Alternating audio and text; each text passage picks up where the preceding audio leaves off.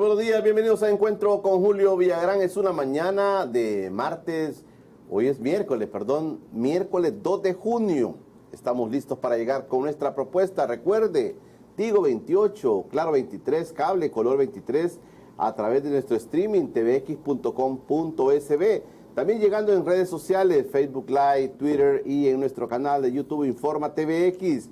También llegando a todos nuestros hermanos de la zona oriental del país a través de Canal 9 de la Unión. También llegando a través de La Voz de Washington Media. También llegando a través de Televisión Santiagueña en Santiago de María Usulután. Y también llegando a través de TV Morazán en el departamento de Morazán.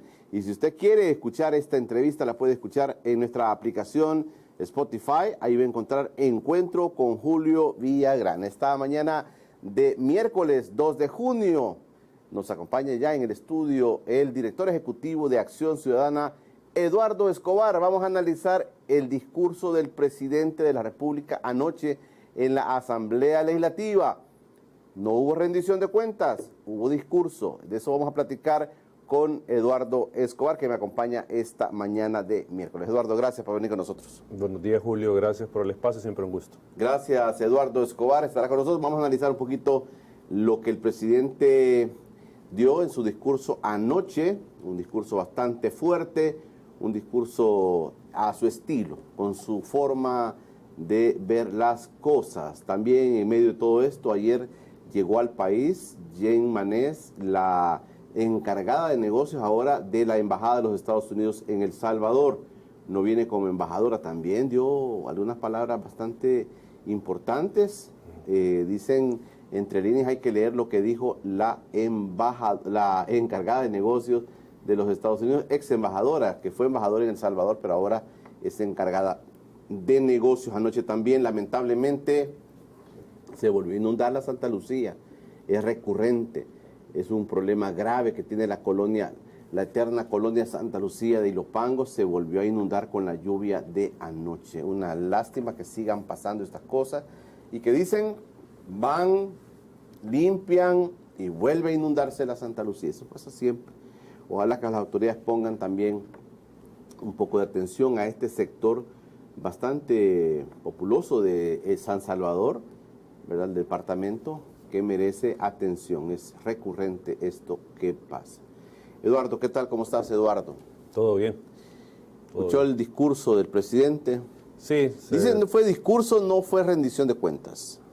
Sí, en realidad lo que manda la Constitución que realiza el presidente de la República cada vez que cumple un año en el cargo es que dé una rendición de cuentas al país de su gestión. ¿Sí? Eso es lo que manda. Y obviamente al hablar de rendición de cuentas, lo que implica es que debe de, primero, explicitar sus logros, contrastarlos con lo que prometió en campaña, qué es lo que falta por realizar, y dar la explicación también de por qué se tomaron estas decisiones. O sea, esa es una rendición de cuentas. Es decir, no solo les voy a venir a decir, gasté 100, ustedes me dieron 200, tengo todavía 100 ahí por gastar. Eso no es una rendición de cuentas, esa es parte de, sino que se tiene que explicar, bueno, mire, yo gasté estos 100 en esto, pero lo gasté por estas razones. O sea, la rendición de cuentas se distingue porque se explican las razones de las decisiones. O sea, por qué se invirtió en esto y por qué no se invirtió en lo otro. ¿Por qué no se han gastado estos 100 si ya tendrían que haberse gastado, por ejemplo? Entonces, eso es una rendición de cuentas y eso no se vio ayer. Ayer fue una arenga política en que se pudo haber dado en una plaza perfectamente luego de ganar una elección.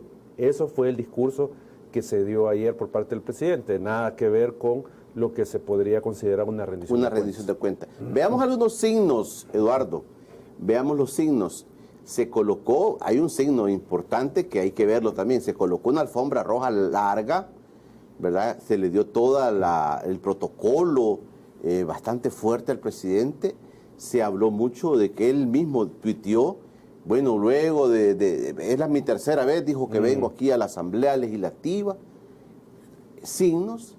El presidente de la Asamblea también le da la palabra y le da la apertura y toca el gong, ¿verdad? De la Asamblea Legislativa. Hay presencia de los partidos políticos, de todos, entiendo. Presencia de la encargada de negocios de los Estados Unidos también. También llevó sus fans, ¿verdad? Llevó su público el presidente. Hay varios signos en esto, Eduardo. Sí, y junto con los signos hay que ver que fue una puesta en escena. Y para eso el gobierno es especialista. O sea, poner en escena todos estos elementos que usted ha mencionado para efectos de crear una imagen visual de armonía institucional, de que el país va avanzando, se va desarrollando el país. Y digo, para eso el gobierno es número uno. O sea, es, como siempre lo he dicho, un gobierno de luces, cámara y acción. Y eso es lo que vimos ayer con todo ese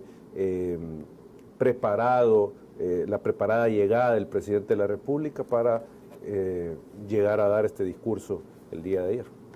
Hay algunas cosas interesantes de fondo que se van conociendo cuando él comienza a hablar, Eduardo. Hay cosas de fondo que van sucediendo. Por ejemplo, el hecho de mostrarse el presidente de la República ahora como un todo, decir, hace 30 días, pues logramos, dice, tener, no sé si usa la palabra, pero sí dice, de tener el poder. El poder formal, dice. El poder formal, dice el presidente. O sea, él dice, tengo la Asamblea, tengo el Ejecutivo y tengo el órgano judicial. Antes, dice, no los teníamos. Llega el presidente a tocar ese límite, digamos, dentro de lo que es la democracia, ¿verdad? De decir, hoy lo tengo todo y ahora sí. Ahí lo que nos muestra con esas frases es que cuál es la concepción de democracia que tiene él, cuál es la concepción de un funcionamiento del Estado de Derecho. Ahí está claramente marcado. Y en este caso, pues es que obviamente él no cree en el formato republicano democrático que plantea nuestra Constitución. Él no cree en eso. Y no cree precisamente por esa afirmación que tal cual lo hicieron los gobiernos anteriores, sobre todo Arena. Arena tuvo el control de todo el aparato del Estado, obviamente tal vez no directamente, porque tenía que recurrir, por ejemplo, al PCN para tener control o al PDC, según la correlación que hubiese, pero tenía, y de hecho Ciro Cruz Cepeda, padre, una vez lo dijo, la derecha tiene controlada todas las instituciones de este país. Tenemos controlada la Asamblea, la Presidencia, Corte, Fiscalías, Procuradurías. Lo dijo así abiertamente. Entonces, Bukele está repitiendo eso, ¿ya? De tener controladas las instituciones, solo con la diferencia que antes era un partido con la anuencia de otros, ahora estamos hablando de una persona. Pero, digo, en el fondo, lo que nos delata es su concepción de qué es la democracia para él. Y la democracia para él es simplemente el apoyo popular que se da en las urnas y paremos de contar. Esa es la lógica que él tiene. Y por eso, y desde un inicio, él señalaba claramente que le estorbaba el control que le ejercía la Asamblea Legislativa. Y si usted se recuerda, le decía, si es que solo tienen que apretar el botón. Bueno, hoy tiene quienes solo le aprieten el botón. Le estorbaba Sala de lo Constitucional, Instituto de Acceso a la Información, Fiscalía, los tiene controlados. Entonces, por eso digo que en esa frase delata cuál es su concepción de democracia. Aparecen dos elementos, Eduardo, ya uno escuchando el discurso del presidente, aparecen dos elementos como preponderantes en el discurso. Uno es el decir, yo no estoy atado a los poderes oligárquicos o fácticos que estuvieron los partidos que están en aquella esquina, ¿verdad? Y empezó a señalar y a poner en el escenario a los partidos que están en aquella esquina, como diciendo, los tengo arrinconados, los tengo arrinconados. El presidente saca el elemento que dice que él no está atado a esos poderes. Ese es un primer elemento que saca. Y luego saca el elemento que también hemos analizado mucho acá, del elemento de decir, ahora el poder que está detrás de mí es el pueblo, dice, es el pueblo.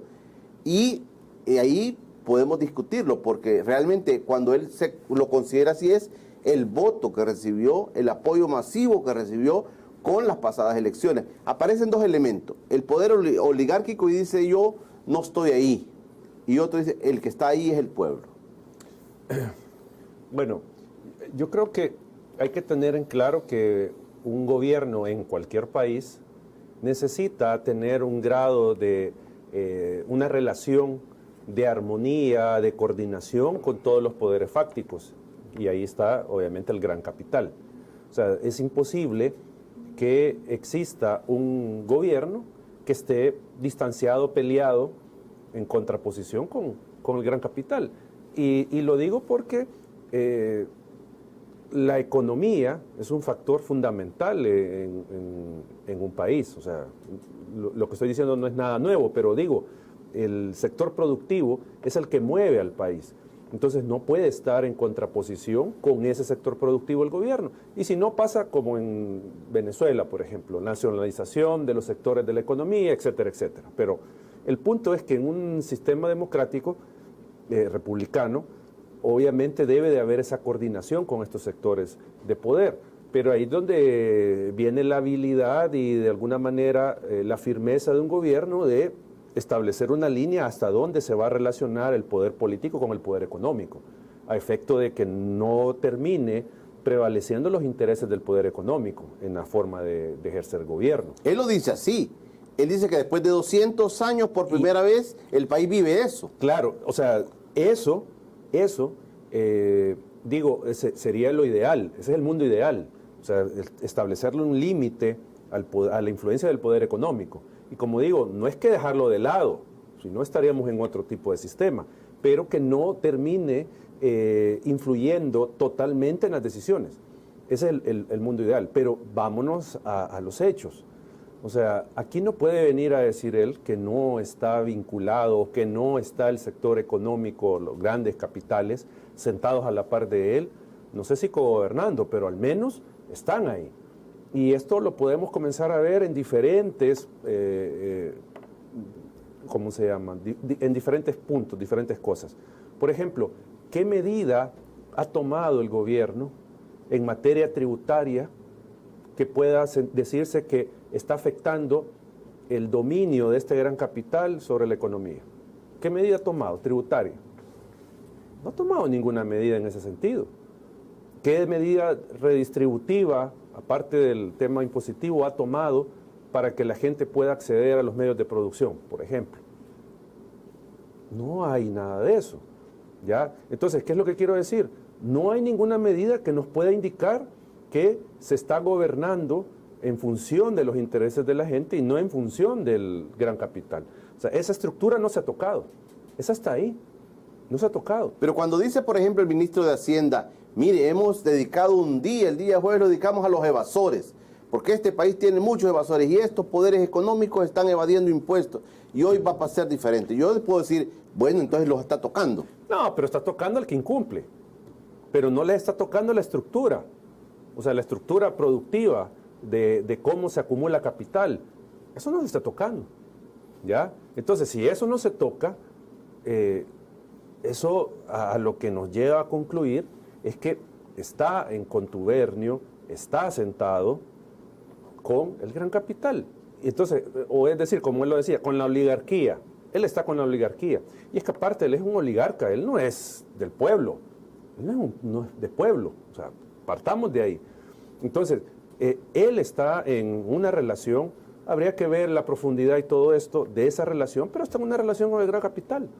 Y sin duda, ahí tiene que haber acuerdos de diferente tipo con el gran capital. Y ahí recordemos, ellos no van a estar apoyando un proyecto político de gratis. Ellos lo van a estar apoyando porque tienen un beneficio con este proyecto, ¿ya? Entonces, eso es un discurso de plaza pública, decirle a la gente, aquí no mandan los ricos, se acabó la finca, ahora ustedes mandan. Ese es un discurso populista, pues un discurso de plaza, nada más. Yo le decía, voy a hacer una pausa, Eduardo. Yo le decía el día lunes a Javier Simán, que estuvo con nosotros en la entrevista, le decía que otrora, en otros momentos de la historia reciente de nuestro país, Eduardo, la empresa privada, cuando se sentía tocada, por ejemplo en la época de Napoleón Duarte, cuando se sintió tocada, hacía paros, la empresa privada hacía paros, no sé si lo recordamos, ¿verdad? Claro. Pero hacía paros y decía, bueno, no estoy, decía, de acuerdo en las disposiciones del gobierno. Y venía y hacía un paro casi que general para la empresa privada y habían pleitos fuertes, no solo ideológicos, sino ya en la forma de cómo el país se iba desarrollando.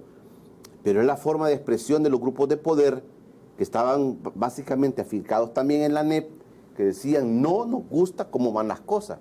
Yo le preguntaba a Javier Simán, y yo le planteaba ese tema, ¿por qué hoy que protestan, que dicen ustedes que no están de acuerdo? ¿Y por qué hoy no hay acciones como estas? O sea, ¿por qué? Ese es un elemento que le dejo planteado a Eduardo para el siguiente bloque. Y el otro le decía que también ya se conocen, se ve fotos de prominentes oligarcas del país acompañando al presidente Bukele. ¿Qué pasa? Eso le pregunto a Eduardo Escobar, director ejecutivo de Acción Ciudadana. Estamos analizando el discurso del presidente de la República ayer. No hubo una rendición de cuentas propiamente, pero sí un discurso que era bastante político y eso estamos analizando. Ya regresamos.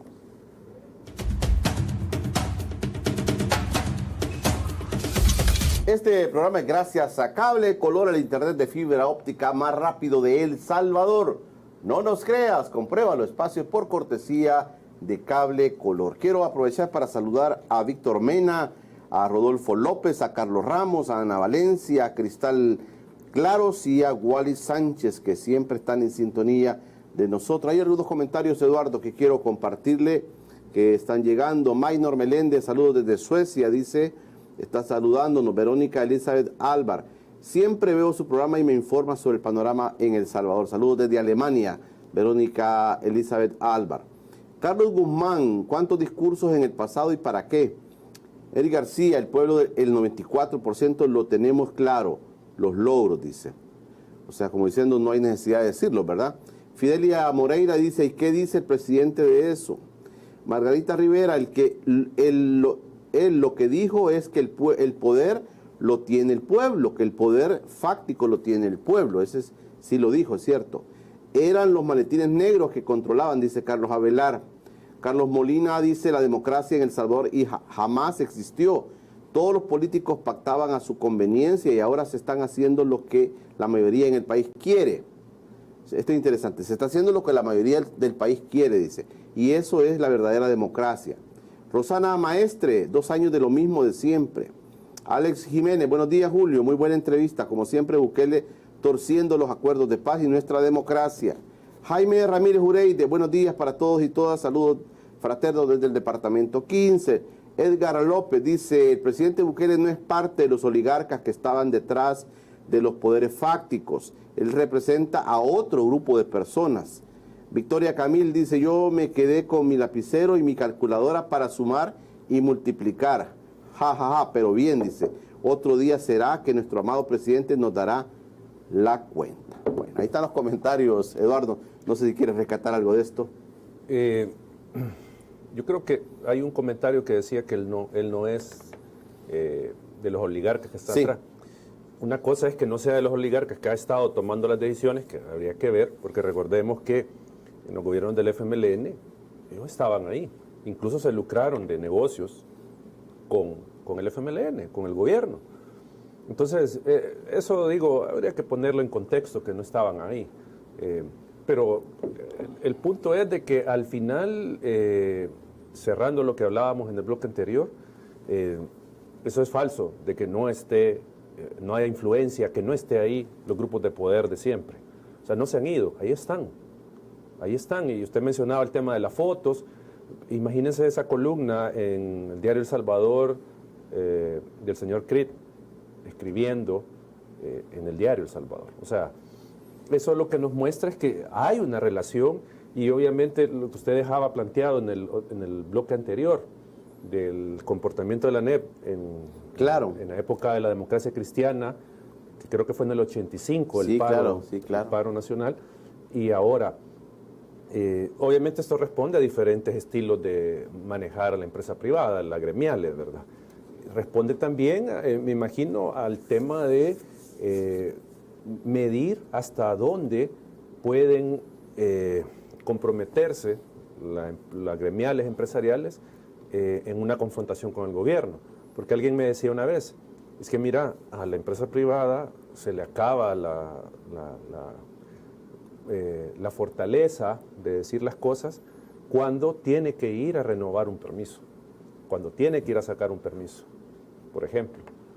Y es entendible, o sea, es entendible. Si yo quiero hacer una inversión millonaria en el país y necesito sacar permisos medioambientales, permisos municipales, y no estoy, digamos, en armonía con el gobierno, no me van a dar esos permisos. Y yo voy a tener un problema con esa inversión. O si viene un cargamento de productos de los que yo vendo y están detenidos en aduana y no me le dan el permiso, voy a perder esa mercancía, me genera un daño.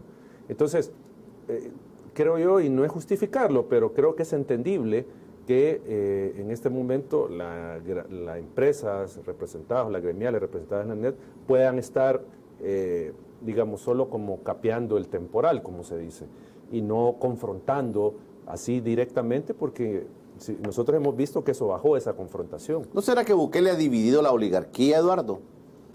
Habría que ver, porque en aquella famosa foto en Capres, ahí estaban como se dice, los peces gordos. Esos eran los que estaban ahí.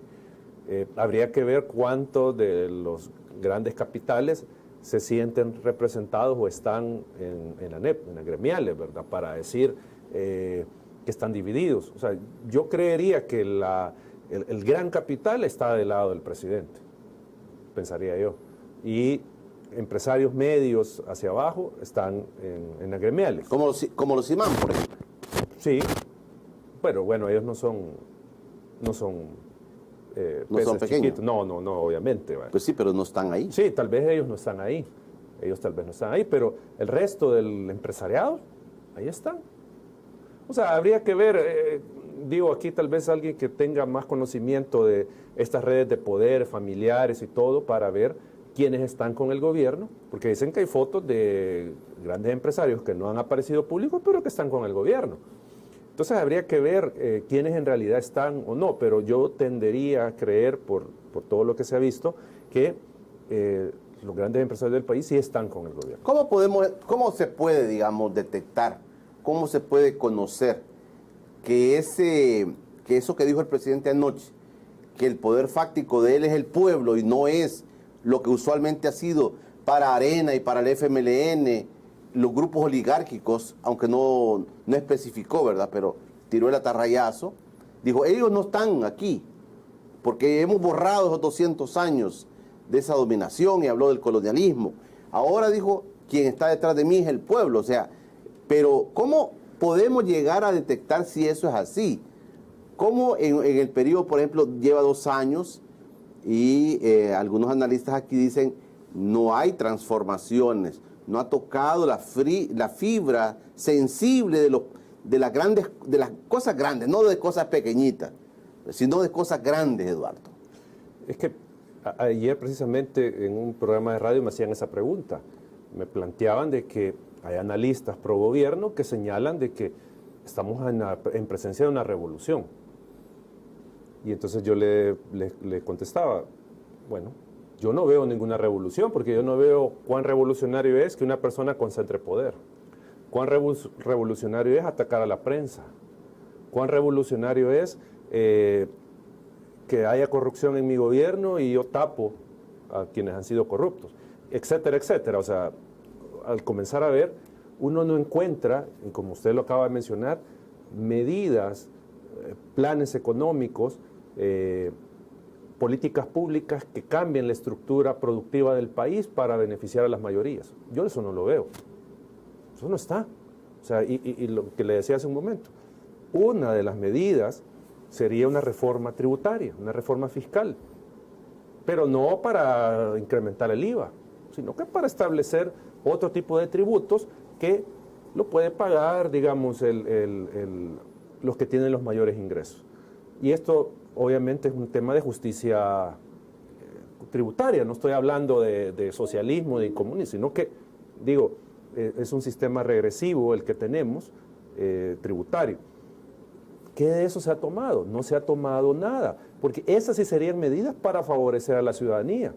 El que se tomen estas medidas que al mediano o corto plazo van a tener un beneficio para la población. Pero ¿qué es lo que estamos viendo? Endeudamiento. Eso es lo que estamos viendo. Y uno podría decir, bueno, en el corto plazo se van a ver beneficios de este endeudamiento, pero no van a solucionar los problemas de fondo de este país, los problemas estructurales de desigualdad, de injusticia, falta de acceso a las oportunidades. Eso no lo está resolviendo el gobierno, ni lo han hecho los otros. No quiero decir que los otros lo han hecho, porque tampoco lo hicieron. Y por eso estamos en esta situación, porque no lograron resolver. O sea, y esto creo que ya lo he dicho aquí, Julio, el problema es que nuestra institucionalidad democrática no logró satisfacerle los derechos, las necesidades a la población. No lo logró hacer. Claro. No lo logró hacer. Y no lo está haciendo. No lo está haciendo, aunque ellos lo quieran hacer ver. Porque si nos ponemos a ver cuál es al final la base del apoyo que tiene en este momento el gobierno. El tema de la seguridad pública, por ejemplo, de la disminución de homicidios. Yo eso no lo pongo como algo positivo. No lo puedo poner como algo positivo, por lo siguiente, porque nadie conoce, los especialistas en la materia han dicho, no conocemos el plan de control territorial. Parece que eso no existe. No sabemos, dicen los especialistas, si detrás hay una tregua con las pandillas. Entonces, si eso fuera así, que hubiese una tregua con las pandillas, ¿será positivo este plan de control territorial entonces? O sea, en el corto pueda que sí, porque no hay homicidios, pero en el largo plazo eso va a ser peor y eso es una bomba que va a reventar si hubiese estas negociaciones y estos acuerdos con las pandillas. Pero igual, veamos el tema delincuencial, extorsiones, todo lo demás que siempre está ahí. Entonces, uno podría ahí señalar, entonces al final eso no es una medida que ataja las causas de la violencia y la delincuencia, obviamente que no. Si nosotros comenzamos a ver el tema, por ejemplo, de económico, lo que ya mencionábamos, reformas tributarias, no hay de por medio. Vemos el tema de la vacuna, que es otro de los aspectos que dice el gobierno o que la gente reconoce del gobierno. Pero veamos esto. Obviamente era lo que tenía que hacer el gobierno, y está bien que lo haga, pero es lo que tenía que hacer. No hay ningún gobierno en el mundo que no esté vacunando a su gente. O sea, tenía que hacerlo. Pero digo, eso es una medida estructural de cambio hacia las condiciones de vida de la población. Obviamente que no lo es. No lo es. Si no hubiera pandemia, no estuviéramos en este tema de la vacunación. Entonces, en conclusión, Julio, el punto es que, aunque la ciudadanía así lo perciba, pero si uno comienza a analizar, en el fondo no hay medidas políticas que nos indiquen que está gobernando para la gente. Dijo el presidente Bukele anoche, y creo que esto es de las ideas fuertes que lanzó anoche, que este es como el quinto paso, dijo, hablando, Eduardo, del inicio de su tercer año en la presidencia, el inicio. Dijo, desde que ganamos la presidencia han venido sucediendo hechos y este es el quinto paso, dijo. Ese es un elemento que me llamó la atención. El otro comparó los 200 años del establishment que no se ha movido, que ha procurado sometimiento al pueblo, dijo, y nosotros apenas tenemos, dijo, 2 años de estar en esto. O sea, puso en la balanza los 200 años, inclusive se refirió al tema del colonialismo. Es un buen estudio para los sociólogos que nos digan cómo ven esto. Y luego dice, pero apenas tenemos 2 años de estar construyendo y este es el quinto paso que estamos dando. Yo creo que sobre eso hay que tener en cuenta que la narrativa que ha construido el gobierno se basa en que la historia política del país comienza el 1 de junio del 2019.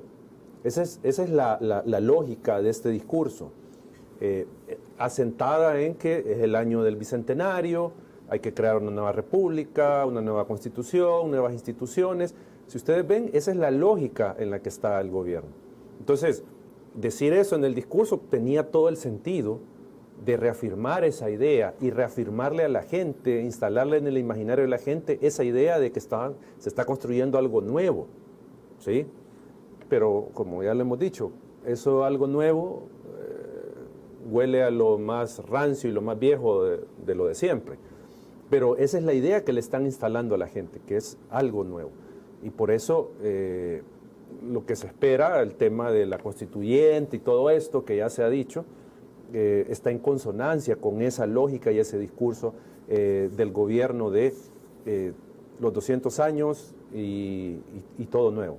Ese es un punto. Y lo otro, Julio, que es lo preocupante y que para nosotros significa un retroceso de unos 40, 50 años. Ese tema de hablar del enemigo interno. Esto recordémonos que fue Guerra Fría, conflicto armado en El Salvador, cuando se hablaba del enemigo interno, ¿ya? Y él está planteando un enemigo interno, que son lo que él ha llamado el aparato ideológico, que es el enemigo interno, y ahí pues mete a la prensa, mete a las organizaciones, mete a la academia. Ahí está creando un nuevo enemigo, porque, y digamos también esto era esperable, o sea, no era nada nuevo que lo dijera, pero teniendo en cuenta de que el enemigo antes era los partidos políticos de la oposición, luego la Sala de lo Constitucional, ya ellos están descartados, ¿qué es lo que queda? Asamblea, prensa y organizaciones. Entonces, acá el punto es que está jugando con un discurso, creo que muy peligroso, un discurso antidemocrático, el estar señalando que las organizaciones y la prensa somos el enemigo interno del pueblo. Claro. Vamos a hacer una pausa, Eduardo.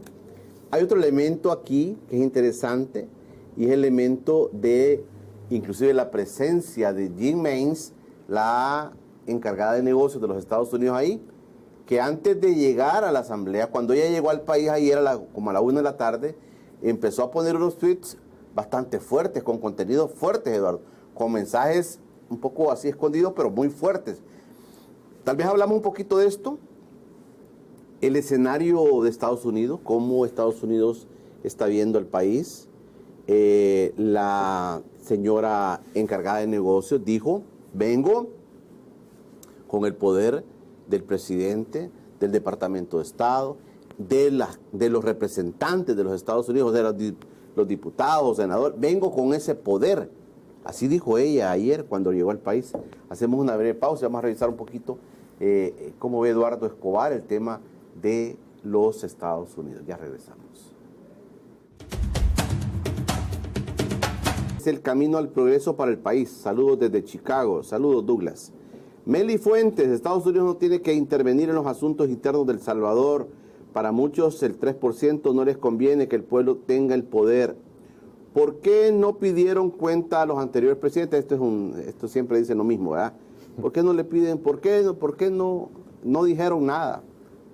Hasta en el tema de la gasolina me dicen a mí, ¿por qué no decía antes algo? Nunca vieron televisión. Nunca vieron televisión. Don Omar, ¿qué opinan del show de las Suburbans blindadas gracias al dinero del pueblo? Que se sume más en la miseria y él como jeque rodeado de 100 guardaespaldas. ¿Creen que está preocupado por la gente? Dice don Omar. Meli Fuentes, esas ONGs, asociaciones civiles siempre sirven de pantalla para lavado de dinero. Mencionen que han hecho esas ONGs por el pueblo, dice Meli Fuentes. Edwin Zelaya, que estén ahí no significa que manden. Fidelia Morales, sí, de acuerdo, que él no está haciendo su política sin ningún interés, pero también es cierto que se tenía que terminar lo que estaba. Este es interesante, ¿verdad?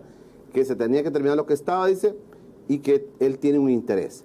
Alex Jiménez, 50 mil millones de dólares que la Asamblea Legislativa le ha dado desde el 2019 hasta hoy, y de nada hay rastro de cómo se ha gastado, de regreso al pasado, dice Alex Jiménez. Sergio Hurtado, el discurso del presidente siempre es populista. Douglas Reyes, es obvio, hay empresarios millonarios al lado del presidente que buscan el crecimiento social económico del país.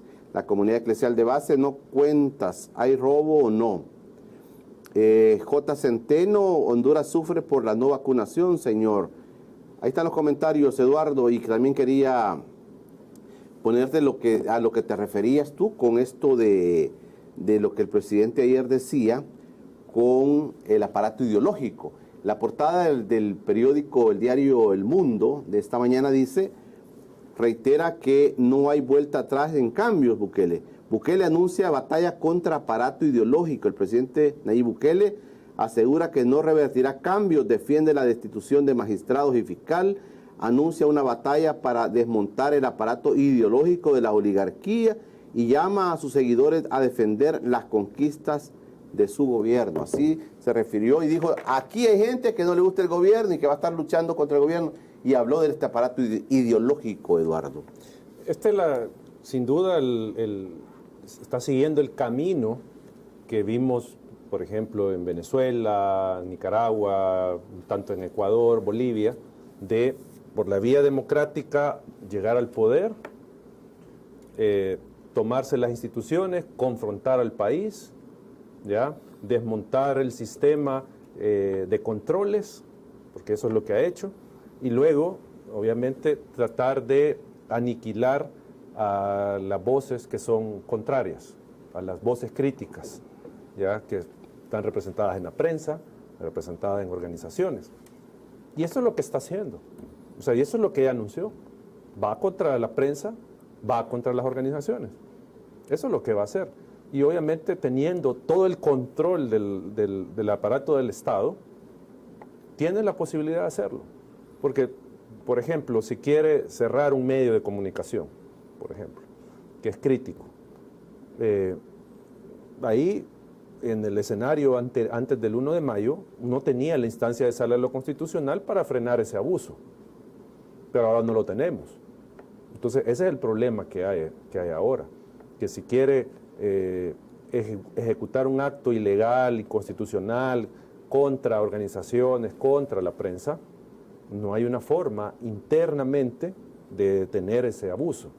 Aquí lo que nos va a quedar es acudir a las instancias internacionales, ¿ya? Porque si, por ejemplo, ataca a la prensa, estamos hablando de que se está vulnerando el derecho a la verdad que tiene la sociedad, a conocer la verdad, derecho a libertad de prensa, el derecho de libre expresión. Todos esos derechos se estarían vulnerando. Si ataca a las organizaciones, se están atacando derechos de organización, de libertad de expresión, que son tutelables a nivel internacional, porque acá, pues, vimos ayer a las personas que han puesto como magistrados, levantándose, casi que aplaudir el discurso del presidente cuando les dijo que se paren para tomar juramento. Entonces, ¿qué garantía dan estos abogados de que van a conocer un caso de una violación a un derecho aprobado por la Asamblea o el presidente de la República contra organizaciones o la prensa? No va a haber. Entonces ahí toca acudir externamente, internacionalmente, para tratar de proteger los derechos que se puedan ver afectados. En el caso de las organizaciones, de las ONGs, usted ha sido señalado, inclusive, de ser financiado, ¿verdad?, por grupos como Simán, como Soros, que a veces lo tomamos en broma, pero están ahí y la gente cercana al presidente lo repite y dice que ustedes, las organizaciones como Acción Ciudadana, son financiados por Soros, por Simán, para llevarle la contraria al presidente de la República. Y esto, de alguna manera, digamos, es como un atarrayazo a todas las asociaciones, organizaciones y fundaciones sin fines de lucro, Eduardo, que están recibiendo financiamientos y ahora la Asamblea viene con ustedes. Sí, yo creo que la ciudadanía muchas veces cae en el error de repetir un discurso sin comprobar, sin conocer, ¿ya? Eso de que se dice Acción Ciudadana es financiado por Arena, porque nos han dicho que nos ha financiado Arena, el FMLN, la ANEP, FUSADES. O sea, ese es un discurso creado para desprestigiar a las organizaciones. Así de sencillo. Y que obviamente tiene sus voceros. Tiene sus voceros que son los que se han encargado de colocar en la mente de la gente esa situación de que nos financia Arena, que nos financia el FMLN y todo esto. Yo creo que aquí el punto es que las organizaciones, las que trabajamos temas de transparencia y política, lo que nosotros hacemos es fiscalizar al poder, si lo está haciendo bien el gobierno o no, si lo ha hecho bien la Asamblea Legislativa o no. Eso es lo que nosotros estamos haciendo. Por ejemplo, si en temas de transparencia el gobierno cumpliera, no hubiera crítica de nuestra parte. Se le señalaría que lo están haciendo bien, pero no es ese el caso. Entonces, el punto acá es que, porque nosotros somos críticos, señalamos las deficiencias, y aquí, obviamente, también la ciudadanía cae en el error de olvidar lo anterior y creer que ahora es que se ha comenzado con esto. Si las organizaciones de sociedad civil en general llevamos más de 10 años exigiendo transparencia, que se rinda cuentas, señalando las deficiencias de las asambleas legislativas, de los partidos políticos. Si esto se ha venido haciendo desde antes, o sea, esto no es de que ahora se nos ocurrió hacer esto. Pero, digo, la ciudadanía ha olvidado eso, o desconoce eso, y cree que ahora lo estamos haciendo por estar en contra del gobierno. Entonces, ahí la invitación al ciudadano es que antes de emitir una opinión de este tipo, se informe, vaya a revisar, vaya a buscar. Ahí están los medios de comunicación, tienen sus archivos digitales donde está lo que se dijo, lo que se hizo antes con estos temas, desde las organizaciones. Porque el punto acá es que las organizaciones no somos enemigos del pueblo, sino que por el contrario, las que trabajamos en temas de transparencia, lo que queremos es que los gobiernos sean eficientes, cuiden el dinero, no se lo roben para beneficio de la gente. Eso es lo que queremos con señalar temas de transparencia, no es ponernos en contra del gobierno. Y esto que se ha vuelto como un cómics, digamos, a veces, de decir que ustedes son financiados por Soros, por ejemplo, que Soros es el que comanda la Open Society, pero en el país hay organizaciones que son financiadas sí por él. Claro, nosotros somos financiados por Open Society, pero también somos financiados por USAID, somos financiados por NET, por IRI, NDI. O sea, nosotros tenemos financiamiento de varias de estos cooperantes. Y ojo, nunca ninguno de estos cooperantes nos pone una agenda. Nosotros tenemos, digamos, un proyecto que queremos ejecutar. Vamos a fiscalizar a la Fiscalía, por ejemplo, que es algo que nosotros hacemos en Acción Ciudadana. Entonces nosotros llevamos ese proyecto al cooperante. Mire, tenemos esta idea de hacer este monitoreo a la Fiscalía para ver si es efectivo o no combatiendo el delito. Nos financia, ok, aquí está, nos parece, lo financiamos. Así es como funcionan las organizaciones de sociedad civil. No es de que a nosotros nos den un proyecto y nos pongan una agenda. A mí un cooperante nunca me ha dicho, mira, tenés que hacer esto en el proyecto. O sea, digo esto porque probablemente muchas de las personas desconozcan cómo es que funcionan las organizaciones. O sea, a mí, por ejemplo, USAID nunca me ha dicho, hablen contra el gobierno. Simplemente, como digo, nosotros planteamos un proyecto, si ellos están de acuerdo y está en la lógica de sus apoyos financieros que pueden dar, pues nos apoyan, ¿ya? Nos apoyan y nosotros ejecutamos el proyecto según lo que nosotros planteamos, no según lo que ellos nos han dicho, porque como repito, aquí nadie nos viene a poner agenda a las organizaciones. ¿Y cómo ve usted este hecho de que la USAID, por ejemplo, dice no voy a apoyar más a las instituciones del Estado, sino a las organizaciones de la sociedad civil? Yo creo que esto tiene que ver, obviamente, sin duda, con el golpe de Estado, 1 de mayo. O sea, quitarle el apoyo al Estado por el golpe que se dio. Y reafirmar que son aliados o socios las organizaciones para el tema de fiscalizar el correcto uso de los fondos públicos, por ejemplo. Fiscalizar que no haya corrupción. Y ahí el gobierno de Estados Unidos está reconociendo esa labor que hacen las organizaciones de sociedad civil. Porque digo, ¿ustedes creen que el gobierno de Estados Unidos va a venir a apoyar a las organizaciones si supiera que somos corruptas, si supiera que estamos jugando una agenda en contra del gobierno? Obviamente que no. No lo van a hacer. O sea, ¿cómo el gobierno de Estados Unidos va a dar dinero del pueblo de Estados Unidos para organizaciones que no le dan confianza de que lo que están haciendo es en favor de la democracia? No lo van a venir a hacer.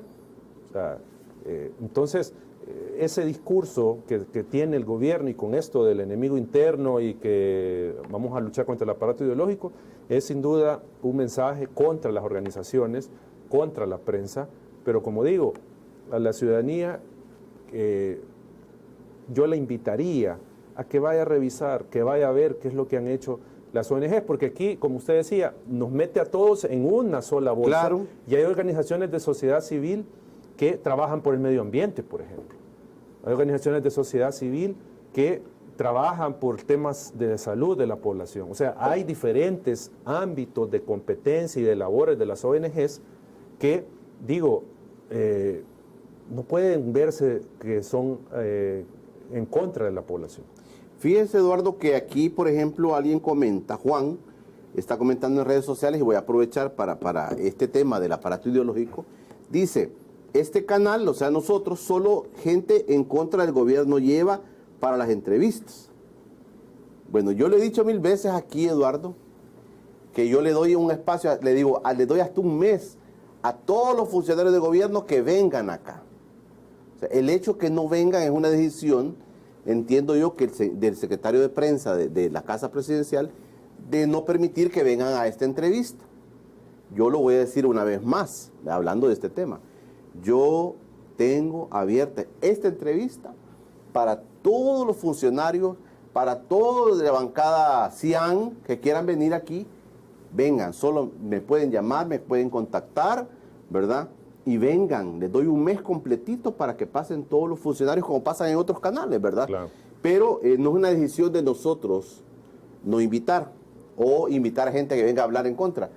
Eduardo, lo respetamos porque es parte de la sociedad civil y una organización que ha estado muy activa. Y así los políticos que vienen, así los analistas que vienen, así Dagoberto que viene, así Tania Pastor que viene, así Milena Mayorga que viene, tienen la oportunidad de venir a expresarse. Pero también estas situaciones, a veces la gente, como usted dice, solo ven una superficialidad de las cosas, Eduardo.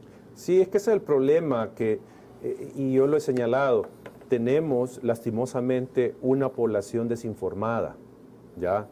Una población apática que no sabe de estos temas y que muchas veces la fuente de donde conoce o capta esta información es una fuente tendenciosa, una fuente que lo desinforma, al contrario de informarlo, y entonces emiten este tipo de comentarios. Porque, ¿qué culpa tiene usted de que los funcionarios no quieren venir acá? Usted no tiene ninguna culpa, usted ya lo ha dicho, es una agenda que tiene el gobierno, ¿ya? Entonces, ¿por qué decir que ustedes solo traen gente que habla en contra del gobierno? Si usted también ha mencionado a las personas que aquí tienen espacio para expresar sus opiniones. No, igual yo creo que usted hace una buena labor en tratar de plantear las diferentes voces, ¿ya? Las que están a favor, las que están en contra. Pero digo, la ciudadanía tenemos ese problema de la ciudadanía desinformada que opina a la ligera cualquier cosa, porque le digo, hay gente que me ha señalado en redes sociales que el cheque a mí me lo paga Arena. O sea, yo quisiera que demostraran eso, que me enseñaran un cheque, que demostraran esa vinculación, por ejemplo, para decir que nuestra organización recibe fondos de Arena, por ejemplo. Pero, bueno, contra eso tenemos que lidiar. Claro, claro.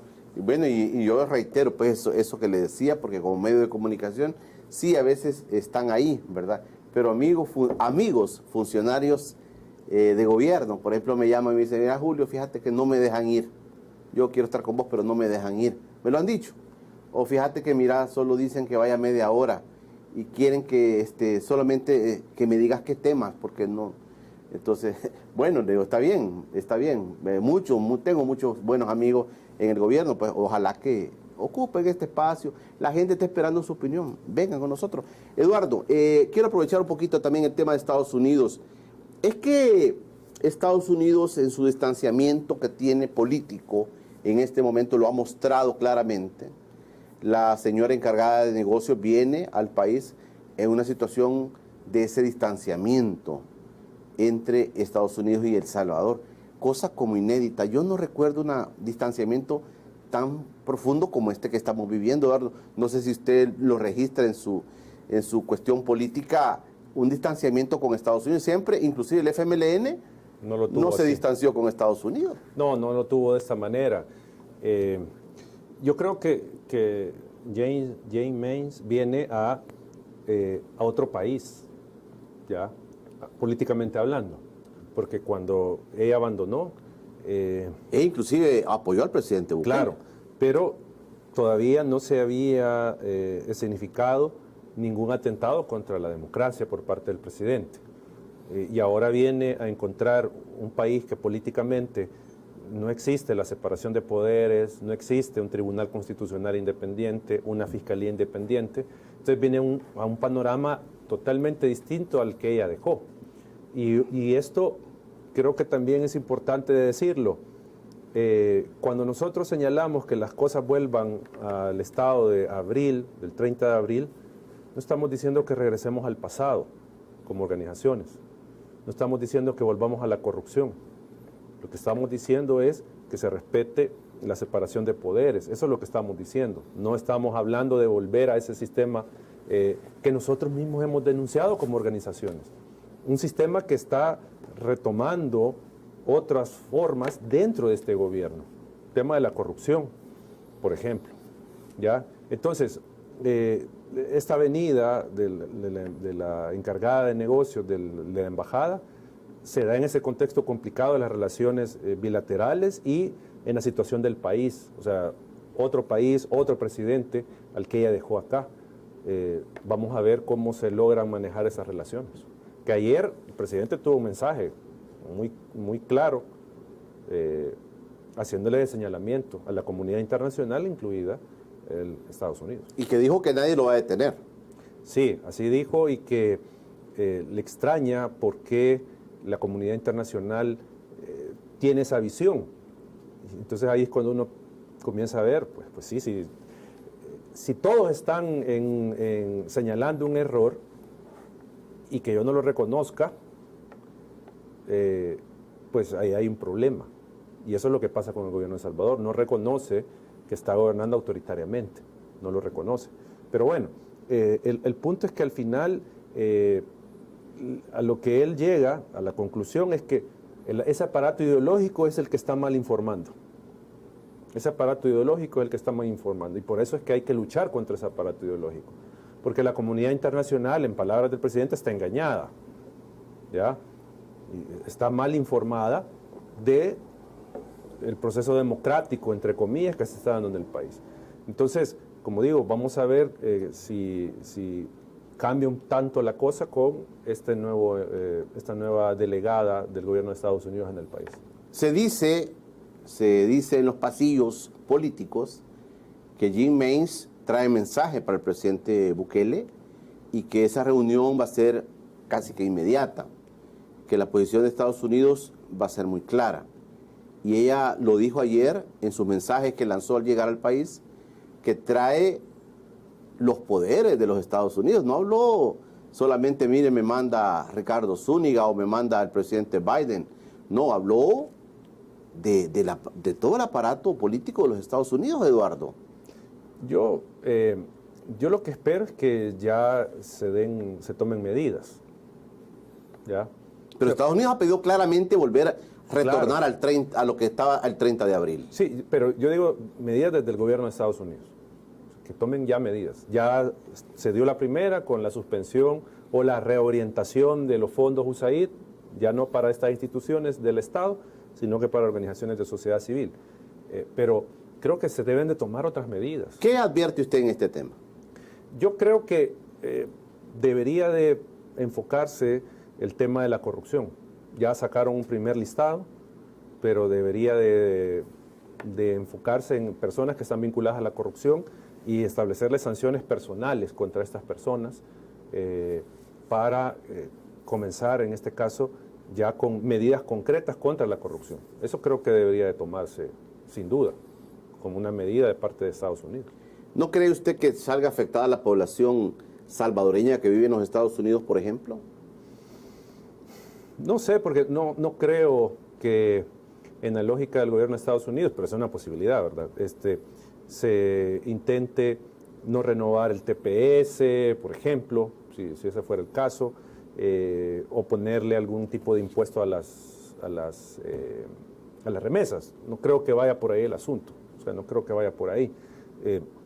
Porque acá creo que ninguno de los actores involucrados lo que busca es afectar a la gente. Lo que se busca es que el gobierno se someta a las reglas. Eso es lo que se busca.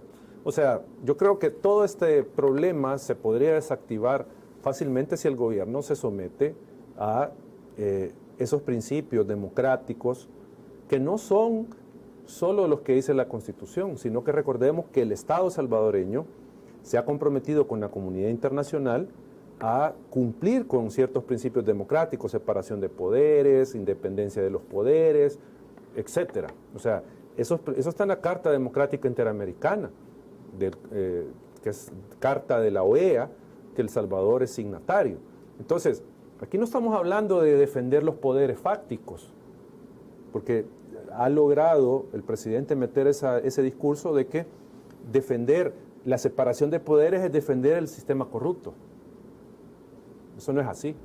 O sea, ese sistema de división de poderes, de contrapesos, eso está en diferentes instrumentos, como por ejemplo la Carta Democrática, que no tuvo nada que ver Arena, no tuvo nada que ver el Frente en eso. Eso es un instrumento internacional, son principios internacionalmente reconocidos que El Salvador está incumpliendo. Entonces, digo, por ahí debería de ir la acción del gobierno, y si al final esto tiene unas consecuencias para la población, tanto afuera como adentro, es responsabilidad del gobierno. Aquí no podemos culpar a nadie más, es el gobierno el culpable. Eduardo, cerremos. Acción Ciudadana, ¿cómo califica los 2 años del gobierno del presidente Bukele?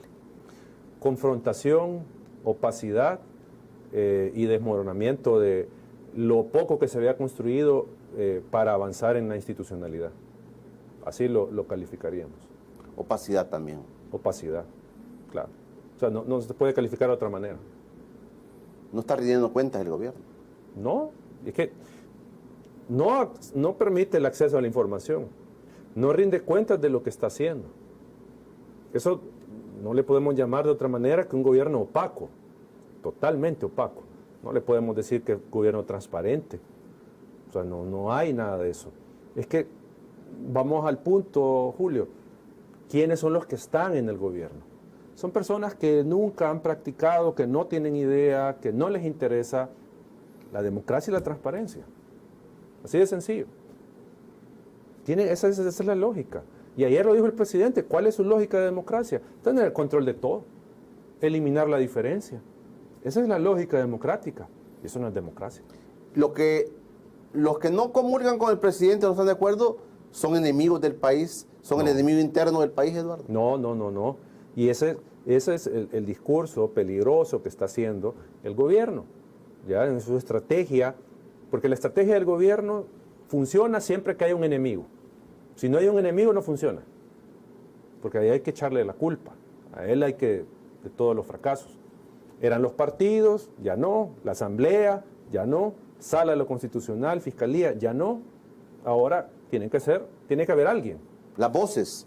Sí, sociedad civil, la prensa, y se están creando otro enemigo, el externo, ¿verdad? que es Soros, que es el gobierno de Estados Unidos, porque eso también están creando otro enemigo externo contra el gobierno de El Salvador, contra el pueblo. Eduardo, gracias por venir con nosotros. No, siempre un gusto, Julio. Gracias por la invitación. Gracias, Eduardo Escobar, nuestro invitado de esta mañana, director ejecutivo de Acción Ciudadana. Bueno, aquí están las voces, aquí está este escenario.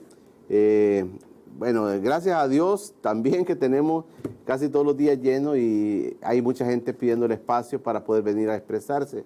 Nosotros aquí vamos a estar abiertos para escuchar todas las voces, todas las voces. No nos pueden decir, es que Julio no lleva, no, todas las voces solo saben cómo comunicarse con nosotros y se vienen. Aquí está este espacio. Gracias a todos ustedes por sus comentarios, por sus debates. Gracias porque siempre nos hacen sentir que las voces que traemos siempre ilustran y nos hacen pensar un poquito y nos hacen equilibrar nuestro pensamiento, que es la realidad. Nadie tiene la verdad absoluta, por lo tanto tenemos que construirla nosotros, nuestra propia verdad, y tomar nuestras decisiones. Mañana estará conmigo Shafik Handal, dirigente del FMLN. El FMLN está partido en la asamblea, el FMLN tiene visión de lo que viene en el futuro o ya no. Shafik Handal estará conmigo mañana, jueves, no puede perdérselo. Nos encontramos entonces mañana. Pasen un feliz día.